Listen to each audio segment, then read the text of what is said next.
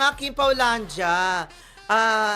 Kim Chiu, hindi mo kan 30 years old. Okay. Obvious talaga na present beauty ni Kim. Sa ex-account kasi ni Kim, pinagtabi ang photo sila ni Caprice Cayetano 10 years ago at ang present photo silang dalawa halos hindi nagbagong itsura ni Princess Chinita.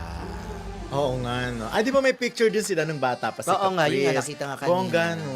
Ganda ni, ayan no, ang ganda ni Kim. Siguro si Kim, yung beauty niya, hindi talaga tandahin. Meron ganong beauty, yung hindi nagmamature. Yung Para itsura. nasa jeans kasi nila eh. Kahit na Correct. di ba yung kanyang nakatatandang kapatid na si Laka, maganda pa rin. Kung tutusin, medyo sa case ni Kim na sobrang busy, yung everyday ka nag-work, tapos Wala na nag-makeup, kulang sa tulog, di ba? Pero dahil physically active din naman siya, kaya siguro na may maintain yung ganyan, yung freshness. Yung totoong freshness. Oo, talaga. Kasi meron ako noon. Ewan ko sa'yo.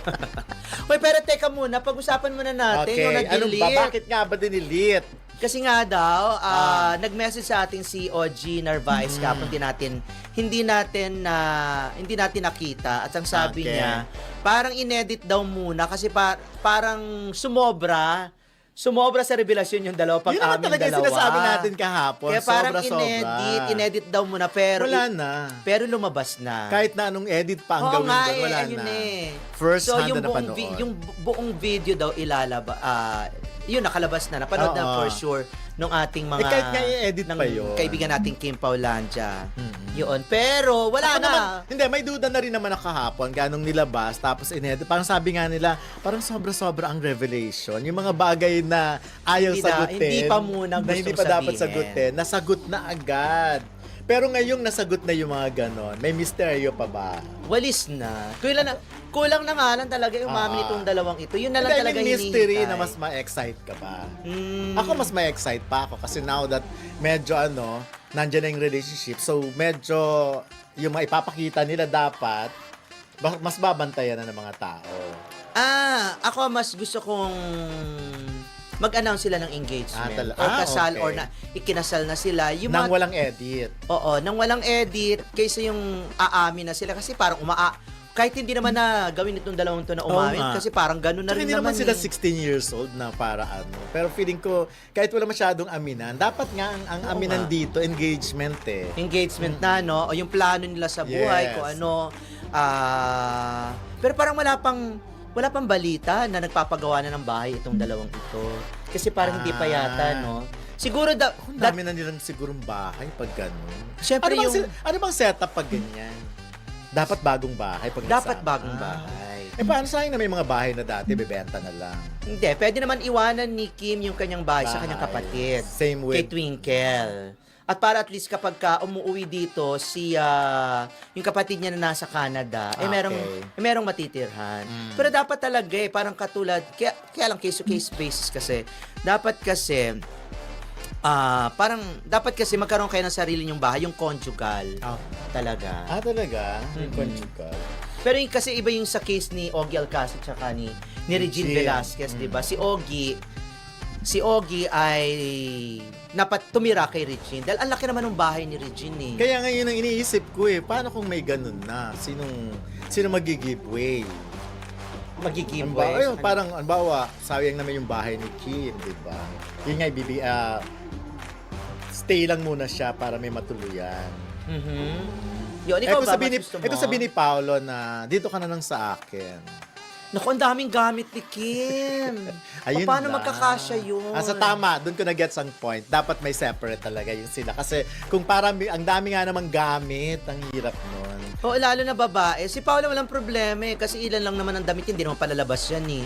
Pambahay lang naman. At saka hindi naman nagtatago ng mga damit yan si Paolo dahil ang nagbibihis dyan ay yung stylist. Parang katulad din naman ni Kim. Pero si Kim kasi may everyday na programa. Correct. So yung suot ni Kim, sa kanya na yun eh. Hindi naman, everyday meron kang stylist. Siguro pag may mga special occasion lang or special segment lang, ang noontime show niya, Yes. nag-hire sila ng mga stylist. Pero parang Ang si dami- Kim, lahat ng ginagamit niya, no? Parang sa kanya, kahit ultimo yung mga gowns. Oo. Parang sa kanya na pati yung mga ginagamit niya sa Hindi, meron- abroad. Pagkakaalam ko, merong pinapakita kay Kim na gown na gagamitin niya, nabigay sa kanya ng stylist. Kasi kung gusto naman ni Kim ng gown, madali lang naman siyang tumawag sa stylist. Ang gusto kasi ni Kim, yung palagi niyang nasusuot everyday, yung parang chill lang siya, mga ganun. Hindi siya talaga mahilig sa mga medyo formal na damit kasi madali lang naman yun ni.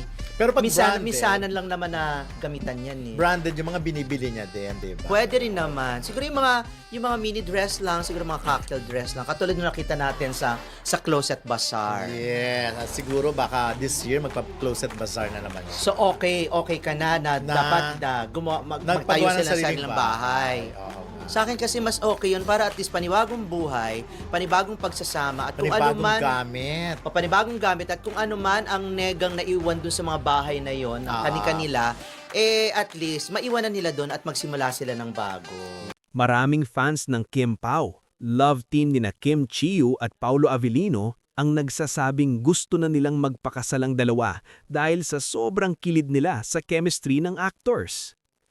Bakit gusto ng fans na magpakasal sila? Malakas ang chemistry nila sa projects. Ilang beses na silang nagkapareha sa mga serye at pelikula, kaya lalong dumami ang supporters. Halimbawa, nag-hit pa ang movie nilang My Love Will Make You Disappear at malakas ang support ng fans. Maraming kilig moments sa interviews at videos. Sa mga guesting at challenges nila, napapansin ng fans na natural ang kulitan at sweetness nila, kaya maraming nag-iisip na baka may totoong feelings. Fans mismo ang nagre-request ng mas maraming projects. Ayon kay Kim, patuloy silang gumagawa ng projects dahil sa demand ng supporters ng love team nila. Pero ang totoo ngayon, hindi pa nila inaamin kung sila na talaga. Madalas nagbibiro lang sila tungkol sa kasal kapag tinatanong sa interviews. Kaya hanggang ngayon, love team at close partners pa rin ang official status nila. Sa madaling sabi, mga fans gusto na silang magkatuluyan o magpakasal. Kim at Paulo hindi pa nagkukumpirma ng romantic relationship. Para sa akin, normal lang ang ganitong balita pero dapat tignan ito ng maingat. Una, karamihan ng balita ay galing sa fans, hindi pa kumpirmado. Maraming fans ng love team ni na Kim Chiu at Paulo Avellino ang umaasa na sila na sa totoong buhay at baka mauwi sa kasal. Pero hindi pa nila kinukumpirma ang relasyon nila. Kapag tinatanong sila tungkol sa real score, kadalasan ay iniiwasan o binibiro lang nila ang sagot. May mga dahilan kung bakit lumalakas ang chismis. May mga sweet moments sila sa interviews at videos. May mga gesture tulad ng bulaklak na ibinigay ni Paulo kay Kim noong Valentine's Day. Nagkaroon pa sila ng biyahe sa Europe na nagpasiklab ng wedding rumors sa fans. Dahil dito, mas lalo pang na-excite ang fans at may mga nagsasabing gusto na nilang magpakasal ang dalawa. Pero sa mayon, love team at partners pa rin sila sa trabaho. Magkasama sila sa ilang proyekto tulad ng serye at pelikula kaya lumalakas ang chemistry nila sa screen at sa promos. Maganda na masaya ang fans, pero hanggat walang opisyal na pahayag, mas tama na ituring muna ito bilang rumor o fan wish. Kung sila man talaga sa totoong buhay, sila lang ang makakapagdesisyon kung kailan nila iyon aaminin. Ang balita na gusto na ng fans na magpakasal sina Kim Chiu at Paulo Avellino ay isang magandang halimbawa kung gaano kalakas ang epekto ng love team culture sa Pilipinas. Bilang reaksyon, marami itong pwedeng tignan mula sa pananaw ng fans, ng industriya ng showbiz at ng mismong mga artista. Una, lakas ng love team culture sa Pilipinas. Sa Philippine showbiz, napakahalaga ng love team. Kapag nakita ng fans na may malakas na chemistry ang dalawang artista, mabilis silang nagiging invested hindi lang sa mga proyekto ng dalawa, kundi pati sa personal nilang buhay. Sa kaso ni na Kim Chiu at Paulo Avellino, napansin ng fans ang natural na kulitan, respeto at comfort level nila sa isa't isa. Dahil dito, maraming nag-iisip na baka may totoong feelings sa likod ng kamera. Kapag ganito ang nangyayari, kadalasan umaabot ang excitement ng fans hanggang sa pag-i-imagine ng kasal o long-term relationship. Kaya naman hindi naman ibig sabihin na may plano na talaga silang magpakasal. Kadalasan fan wish lang ito. Kapag may love team na patok, maraming fans ang gumagawa ng edits at videos tungkol sa kanila. Nagpo-post ng future wedding concepts at nagbibiro na dapat silang magkatuluyan sa totoong buhay. Ito ay parte ng kilig culture ng fandom. Parang extension lang ng mga romantic story na napapanood nila sa TV o pelikula. Isa pang posibleng epekto sa mga artista, may positibo at negatibong side ang ganitong balita. Positibo? Lumalakas pa ang popularity ng love team. Dumadami ang projects, endorsements at support ng fans. Nagiging mas matagumpay ang mga palabas o pelikula nila. Negatibo naman, nadadagdagan ng pressure sa dalawang artista. Laging tinatanong ang personal na buhay nila. Minsan, nagkakaroon ng expectations ang fans na mahirap tuparin. Para sa mga artista, mahalaga na may boundaries pa rin sa pagitan ng trabaho at personal na relasyon. Kahit nakakakilig para sa fans ang ideya ng kasal, dapat tandaan na personal na desisyon iyon ni Kim Chiu at Paolo Avellino. Ang kasal ay hindi lang tungkol sa kilig, chemistry sa kamera at suporta ng fans. Ito ay tungkol sa totoong relasyon, commitment at tamang panahon para sa dalawang tao. Sa kabuuan, masasagi ko na ang balitang ito ay patunay kung gaano kamahal ng fans ang tambalang nila. Ibig sabihin, nagtagumpay sila sa pagpapasaya at pagpapakilig sa maraming tao. Pero sa ngayon, mas maganda na i-enjoy muna ng fans ang mga projects nila, suportahan ang kanilang karer at hintayin kung ano talaga ang mangyayari sa personal nilang buhay. Kung sakaling dumating man ang panahon na maging tunay na magkasintahan o magpakasal, siguradong mas magiging special ito dahil kusa itong mangyayari, hindi dahil sa pressure ng fandom.